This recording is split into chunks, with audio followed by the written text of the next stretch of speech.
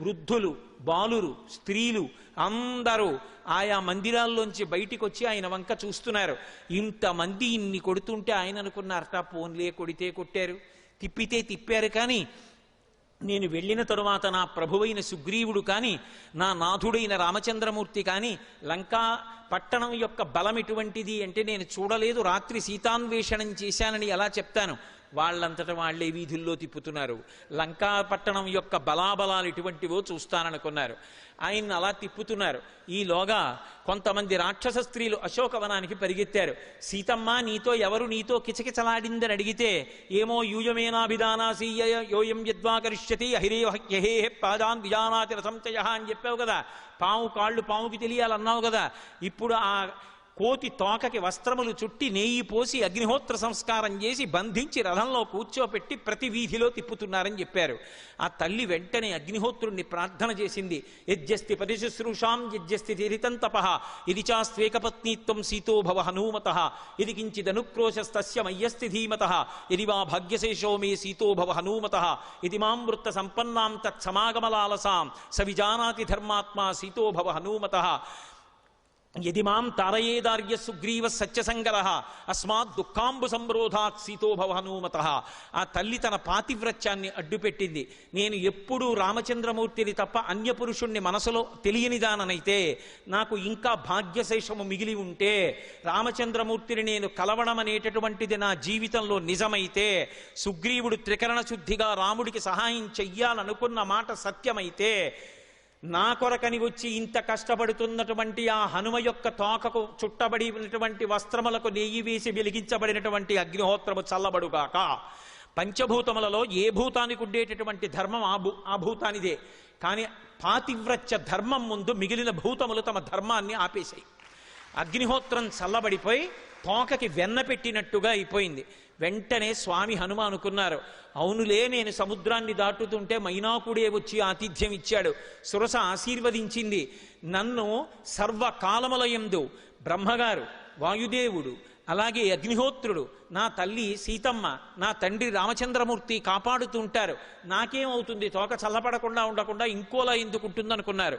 ఒక్కసారి ఆ కట్లు తెంచేసుకున్నారు. మేడలెక్కి ఆ అగ్నిహోత్రంతో ఉన్నటువంటి తోకని ఇలా ఎత్తి పట్టుకుని పరిగెడుతున్నారు. సూర్యుడి ముందు నిలబడిన సూర్యుడా అన్నట్టుగా ఉన్నారు. ఏ మేడలో నిప్పెట్టేస్తారో భయం. ఎక్కడ ప్రారంభం చెయ్యాలని చూశారు. అవప్లుత్య మహావేగ ప్రహస్తస్య నివేశనం అగ్నిం తత్రసి నిక్షిప్య శ్వసలేన సమోబలి. అందరికన్నా మహావీరుళ్ళ రావణాసురుడి ముందు పైకి లేచి నన్ను ప్రశ్న వేసిన ప్రహస్తుడున్నాడే, వాడింటిని కాల్చేయడంతో మొదలు పెడతానని ప్రహస్తుడి యొక్క భవనంలో పెట్టారు. యజ్ఞశస్త్రోశ్చ భవనం బ్రహ్మశస్త్రోస్తథైవచ నరకాంతకశ్చ కుంభశ్చ నికుంభశ్చ మహాత్మనః. ఒక్కొక్కళ్ళు యజ్ఞశత్రువు, బ్రహ్మశత్రువు, శుకుడు, సారణుడు, ఇలా రాక్షసులందరి యొక్క ఇళ్లని అగ్నిహోత్రంతో సంస్కారం చేసేశారు. తండ్రి అయినటువంటి వాయుదేవుడికి ఎక్కడ లేని కోపం వచ్చింది. ఆయన ఈ మేడలో అగ్నిహోత్రం పెడితే 10 మేడలకి సరిపోయేటట్టుగా దాన్ని గాలితో తీసుకెళ్లిపోతున్నాడు. ఎప్పటి నుంచో కోపం పెట్టుకొని ఉన్నాడు అగ్నిహోత్రుడు. కనబడ్డ వాళ్ళని కనబడ్డట్టు కాల్చేస్తున్నాడు. కించిత్ కుంకుమ సంకాశాః క్వచిత్ చాల్మలి సన్నిభాః క్వచిత్ మలిన సంకాశాః శిఖావహ్నిశ్చకాశిరే. కొన్ని చోట్ల పచ్చటి జ్వాల, కొన్ని చోట్ల ఎర్రటి జ్వాల, కొన్ని చోట్ల పొగతో నల్లటి జ్వాల. ఎక్కడ చూసినా లంకంతా కాలిపోతోంది. హాతాతః పుత్రకకాంతమిత్ర హా జీవితం భోగయుతం సపుణ్యం రక్షోభిరేవా బహుదా భ్రువద్భి శబ్దం కృతం ఘోరతరస్సు భీమః.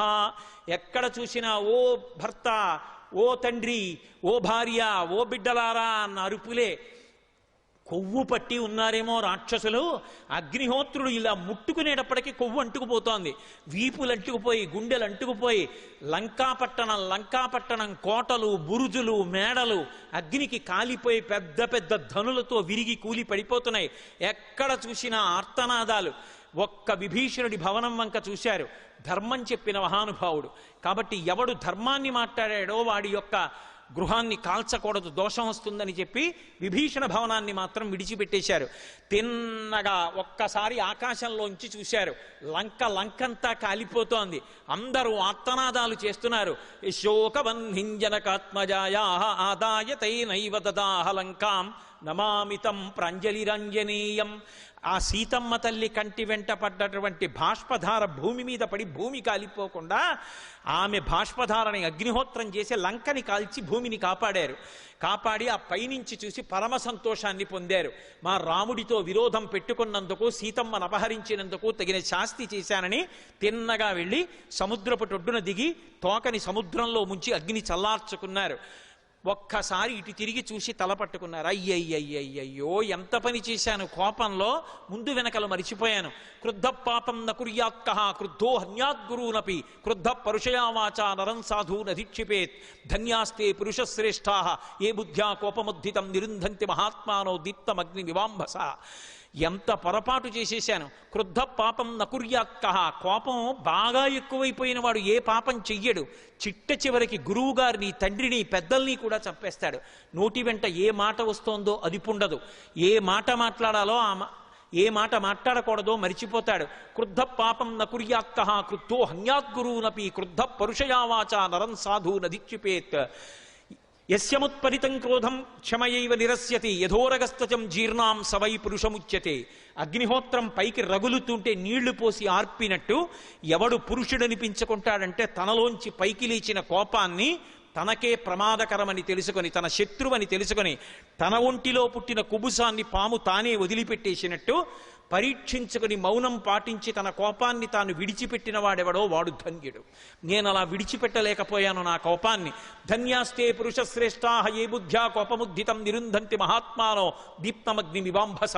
అగ్నిహోత్రం మీద నీళ్లు పోసినట్టుగా నేను కోపాన్ని నా ఓర్పుతో ఆపలేకపోయాను. లంకని కాల్చాను. కానీ లంకని కాల్చినప్పుడు అగ్నిహోత్రానికి విచక్షణ ఉంటుందా? శిశుపావృక్షాన్ని, సీతమ్మని కూడా కాల్చేసి ఉంటుంది. ఇప్పుడు వెనక్కెళ్ళి రామచంద్రమూర్తి అడిగితే ఏం చెప్పను? నేను చేసినటువంటి పొరపాటుకి సీతమ్మ కాలిపోయిందని చెప్తే రామచంద్రమూర్తి ఊరుకుంటాడా? ఆయనకు వచ్చేటటువంటి కోపాగ్ని జ్వాలల యందు ఈ భూమి నిలబడుతుందా? ఇక ఇక్ష్వాకు వంశం కానీ వానర వంశం కానీ నిలబడతాయా? మళ్ళీ శోకాన్ని పొందారు. అకస్మాత్తుగా ఆలోచన వచ్చింది. నేను మీకు మనవి చేశాను, దైవానుగ్రహం ఉన్నవాడు శోకమునందు కూరుకుపోతున్నప్పుడు మళ్ళీ ఉపశాంతి కలుగుతుంది, ఆలోచన మారుతుంది. అథమా చారు సర్వాంగీ రక్షితస్యానిలేచన నన్న శిష్యటి కళ్యాణి అగ్నిరగ్నౌ ప్రవర్తతే. అగ్నిని కాల్చగలిగిన అగ్ని నా తల్లి. ఆ తల్లి ప్రార్థన చేసి ఉంటుంది. అందుకే కదా నా తోకకి పెట్టబడినటువంటి అగ్నిహోత్రం కూడా చల్లబడింది. అగ్నిహోత్రాన్నే చల్లబరచగలిగినటువంటి తల్లి, అగ్నిని కాల్చగలిగిన అగ్ని ఆవిడ పాతివ్రత్యం. అటువంటి తల్లిని లౌకికమైన అగ్ని కాలుస్తుందా? నా తల్లికి ఏమై ఉండదనుకున్నారు. వెంటనే దేవతలకు శుభవార్తలు చెప్పేటటువంటి చారణలనేటటువంటి గాయకులు ఆకాశంలో వెళ్ళిపోతూ చెప్పుకుంటున్నారు. ఏమి ఆశ్చర్యం! మహావానరుడైనటువంటి హనుమ లంకాపట్టణానికి వచ్చి అగ్ని సంస్కారం చేశారు. లంకంతా కాలిపోయింది. బురుజులు పడిపోయాయి, కోటలు కాలిపోయాయి, మేడలు కాలిపోయాయి. ఇన్ని కోట్ల మంది మరణించారు. విచిత్రం, ఒక్క శిశుపావృక్షం కానీ సీతమ్మకి కానీ ఆపద కలగలేదు. అగ్ని చెలకలేదు సీతమ్మని. సీతమ్మ అలాగే ఉంది అని చెప్పుకున్నారు. మహాసంతోషాన్ని పొందారు. ఒక్కసారి దూకిక్కడి నుంచి దూకారు. అశోకవనంలోకి వెళ్ళి సీతమ్మ ముందు నిలబడ్డారు. అమ్మా, నువ్వు క్షేమం కదా తల్లి, నిన్ను ఇలా చూశాను, మహాసంతోషం అమ్మా, నాకు అనుమతి ఇప్పించు, బయలుదేరుతానన్నారు. నాయనా, రాక వచ్చావురా నాయనా, రామకథ చెప్పావురా, రామనామం చెప్పావురా, అప్పుడే వెళ్ళిపోతానంటావు. ఇంకొక్క రోజైనా ఉండి ఎక్కడో పొదలో ఉండి మళ్ళీ రామకథ రామనామం చెప్పరా తండ్రి. ఏంది ఆవిడ?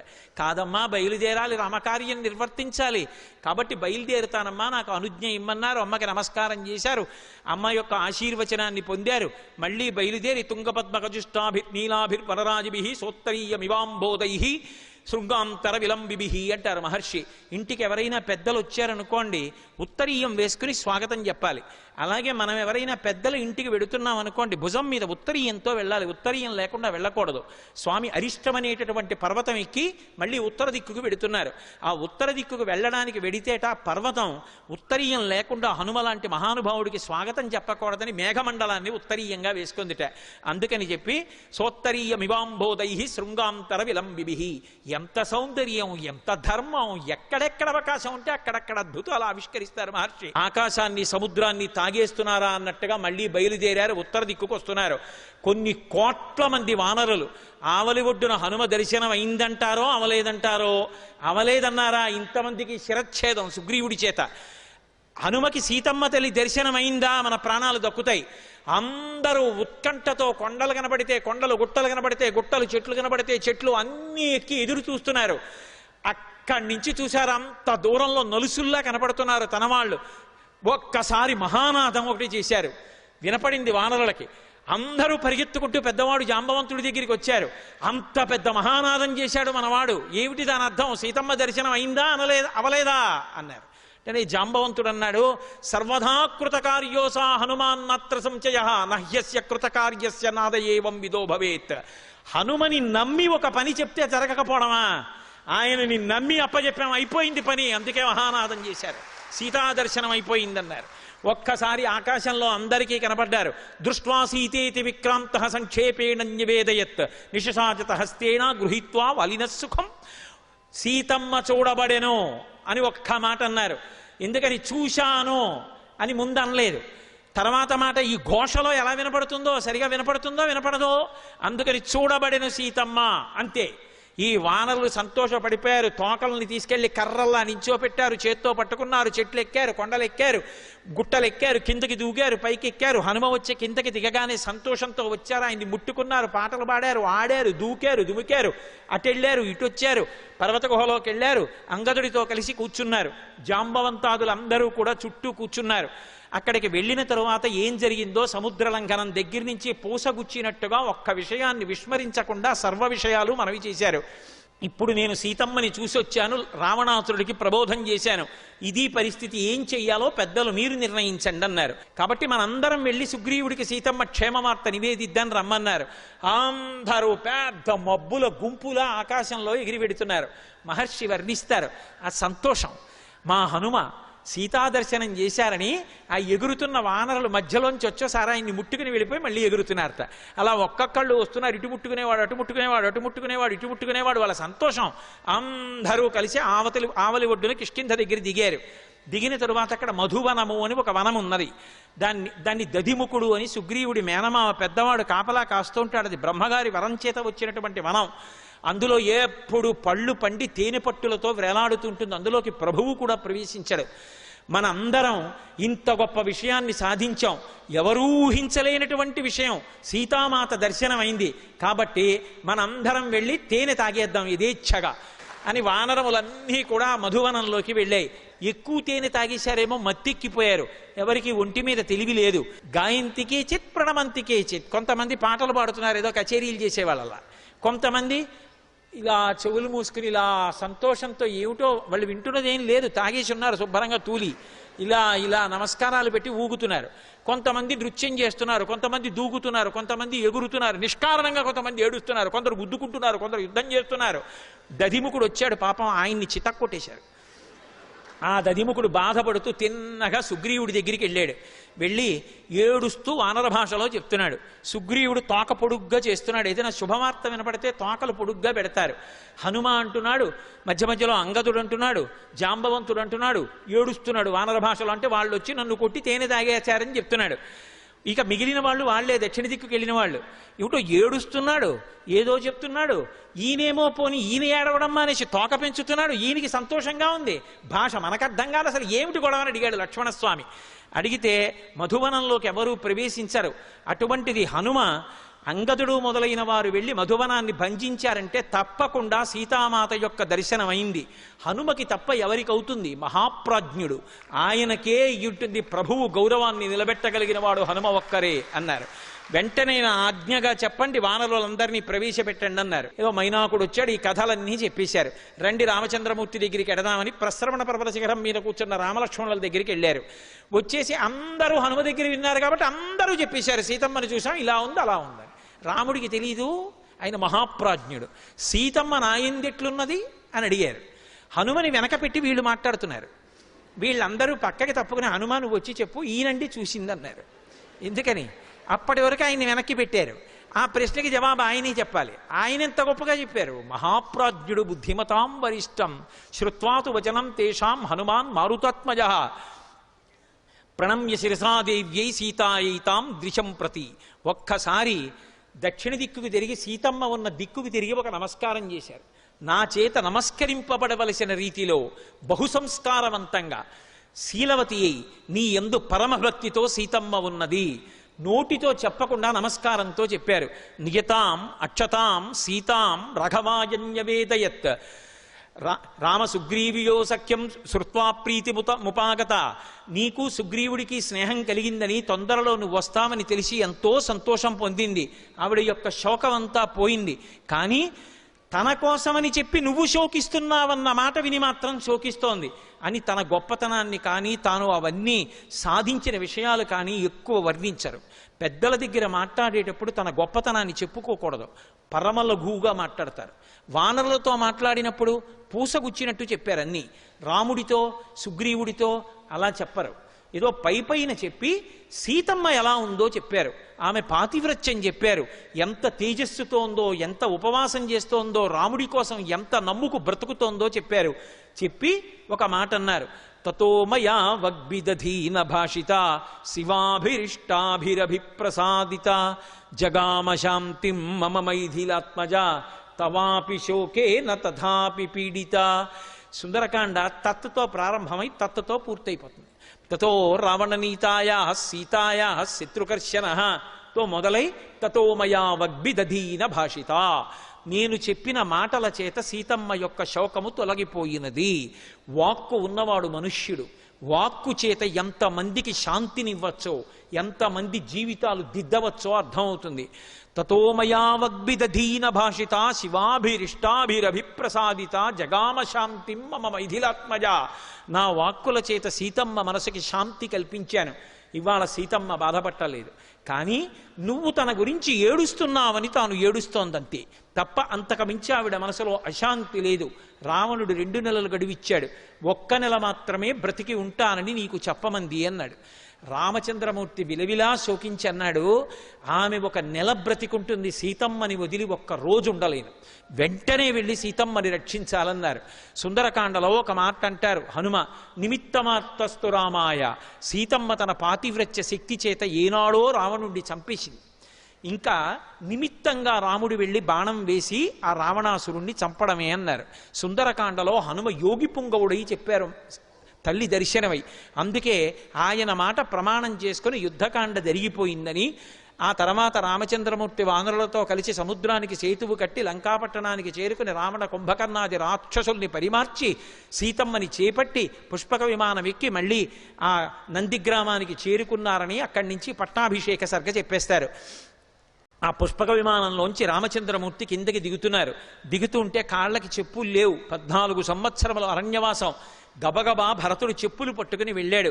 సంత్వతా మామికా మాతా దత్తం రాజ్యమిదమ్మమ తద్దదామి పునస్తుభ్యం యథాత్వమరదామమ. అన్నయ్య, ఒక బలమైనటువంటి ఎద్దు లాగవలసినటువంటి బండిని లేగదూడ లాగగలదా?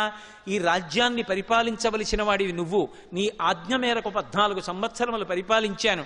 చెప్పులు తొడుక్కో అన్నయ్య అని అన్నయ్యకి చెప్పులు తొడిగితే ఇటుపక్క అటుపక్క నిలబడినటువంటి విభీషణుడు సుగ్రీవుడు కళ్ళు తుడుచుకున్నారట. నాకు గొప్ప అన్నగారు రావణాసురుడు, అన్ని వేదాలు చదువుకున్నాడు, అంత గొప్ప కుంభకర్ణుడు. కానీ ఇద్దరు మడిసిపోయారు. నేనే వాళ్ళ మృత్యువుకి కారణం అయ్యాను. ఏది? మా అన్నదమ్ములం ఇలా కలిసి లేం. అందరం కలిసి తిరిగి శుభకార్యాలు చేసుకునే భాగ్యం మాకు పట్టలేదు. నేను ఇలా మా అన్నని సేవించలేదు. మా అన్న 10 తలలు తెగిపోతే ప్రేత సంస్కారం చేశా. సుగ్రీవుడు ఏడ్చాడు. మా అన్న వాలి ఎంతటి యోధుడు, రాముడితో సంధి చేసుకుని బాణం పెట్టి కొట్టించి చంపించాడు. వీళ్ళు రామలక్ష్మణ భరత శత్రుఘ్నులు ఎలా కలిసి ఉన్నారు. నిజంగా అన్న దిగుతుంటే నాకు రాజ్యం వద్దు వద్దు అని చెప్పులు తొడిగాడు. ఏమన్నదమ్ములు, ఇది కదా రాముడంటే, ఇది కదా అన్నదమ్ములంటే. అలా మేము ఉండలేకపోయామని ఏడ్చారట. వాళ్ళల్లా ఏడవలసిన రోజు రాకూడదు. రామలక్ష్మణ భరత శత్రుఘ్నుల్లా బ్రతకగలగాలి. లక్ష్మణస్వామి ఆయనకి ఛత్రం పట్టుకున్నాడు. భరతుడు పగ్గాలు పట్టుకుని రథం తోలాడు. శత్రుఘ్నుడు చామరం వేశాడు. ఏమి అన్నదమ్ములు! ఇంతమంది వానరులు స్వామి హనుమ తెల్లటి బట్టలు కట్టుకుని నడిచి వెడుతూ ఉంటే ఎక్కడ చూసినా అయోధ్యాపుర పౌరులందరూ ఇళ్ల ముందు ముగ్గులు తీర్చారు. అందరూ రామో రామో రామః, రాముడు రాముడు రాముడు, ఇదే మాట అందరూ చెప్పుకుంటున్నారు. అడిగో వేష్టుతార్జన వస్త్రంతం విద్యుత్సంఘాత పింగళం. తెల్లటి బట్టలు కట్టుకున్నాడే, ఆ నడిచి వెడుతున్నాడే మిరుగుల పోగుల మహానుభావుడు. ఆయనేట 100 యోజనముల సముద్రాన్ని దాటి వెళ్లి సీతమ్మ క్షేమవార్త తెచ్చినవాడు. ఆయనేట హనుమ, ఆయనేట సుగ్రీవుడు అన్నారు. సుగ్రీవుణ్ణి దశరథ మహారాజు గారిక్కిన శత్రుంజయమనేటటువంటి ఏనుగు ఎక్కించారు. వశిష్ఠాదులు ముందు నడుస్తున్నారు. అయోధ్యానగరాన్ని చేరుకున్నారు. వానరులు రాత్రికి రాత్రి 500 నదుల జలాల్ని 4 సముద్రాల జలాల్ని తీసుకొచ్చారు. వచ్చారు.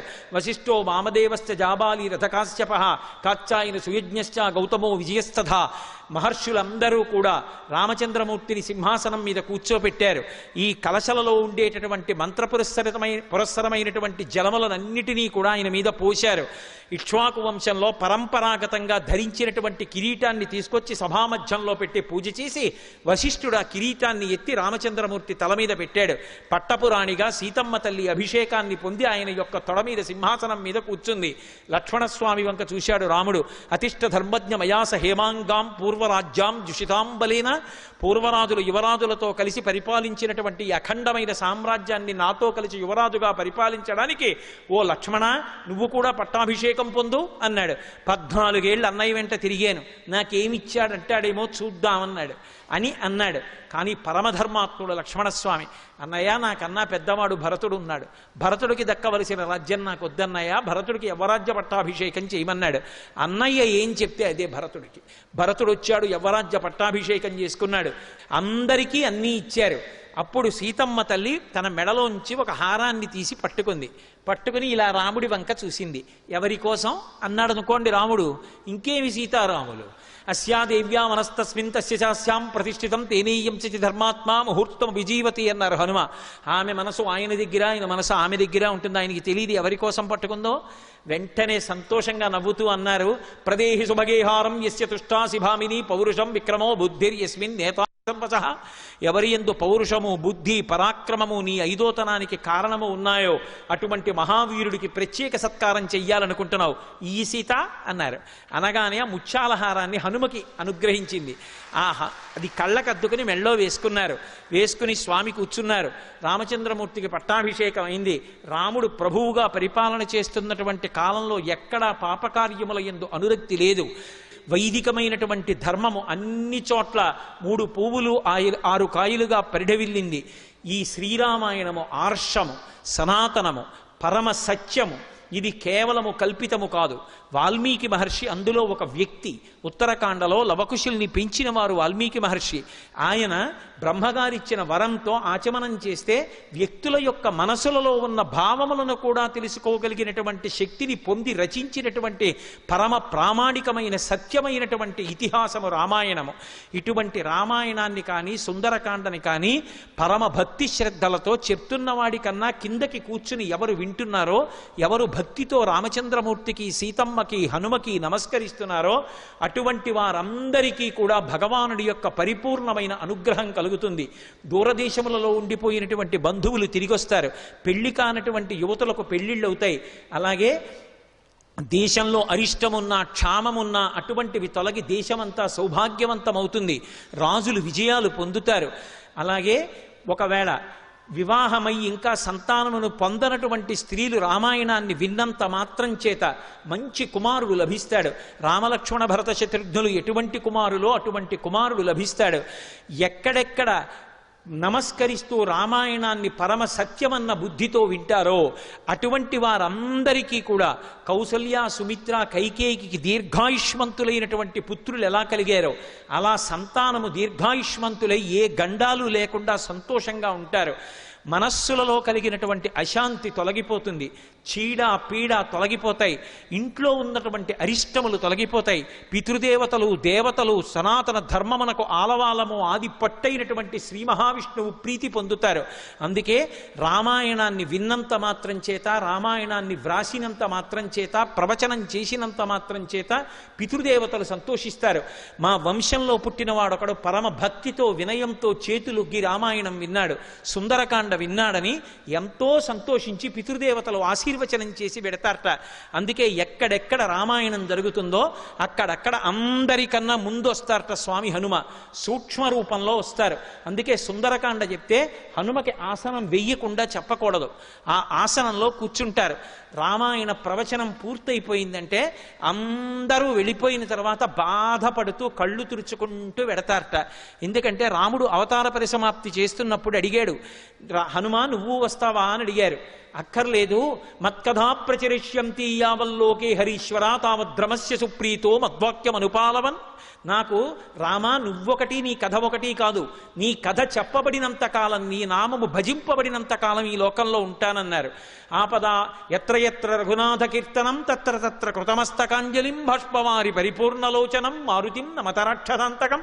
రామచంద్రమూర్తి యొక్క గుణగణములు, సీతమ్మ పాతివ్రత్యము, రామాయణ కథా ప్రవచనం చేస్తుంటే ఆసనంలో కూర్చుని తల ఉంచుకుని కన్నుల వెంట బాష్పధారలు కారిపోతుండగా పరమ సంతోషంతో రామాయణం వింటారట.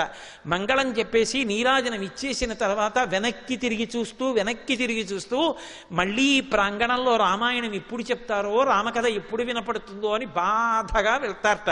తులసీదాసు గారికి అలా దర్శనమిచ్చారు, చెప్పారు అలా వెడతాడు ఆయనని. ఒక పిశాచం చెప్పింది అలా వెడతారు, గుర్తుపట్టు అని చెప్పింది. ఆఖరణ వెడుతున్నటువంటి వారిని పట్టుకున్నారు. హనుమ దర్శనం ఇచ్చారు తులసీదాస్ గారికి. అప్పుడే పరమ ప్రమాణం. చంద్రశేఖర భారతీ స్వామి వారు నిరూపణం చేశారు. సుందరకాండ చెప్తే స్వామి తప్పకుండా వచ్చి కూర్చుంటారు. అందులో ఏ విధమైనటువంటి సందేహం లేదు. ప్రాణాలు పోయే వాళ్ళకి కూడా ప్రాణాలు దక్కుతాయి. స్వానుభవంతో చెప్తున్నాను. అంత గొప్ప సుందరకాండ. అటువంటి సుందరకాండ విన్న తర్వాత ప్రతివారు కూడా తమకు పరమేశ్వరుడు ఎంత బిగ్గర కంఠమిచ్చాడో అంత బిగ్గరగా ఒక మాట చెప్పమని చెప్తారు. బలం విష్ణోహ ప్రవర్ధతాం అనాలి. అంటే శ్రీ మహావిష్ణువు యొక్క బలము పెరుగుగాక అని చెప్పాలి. అది విని స్వామి హనుమ ఎంతో సంతోషిస్తారట. శ్రీ ఉమామహేశ్వర పరబ్రహ్మార్పణమస్తు. స్వస్తి.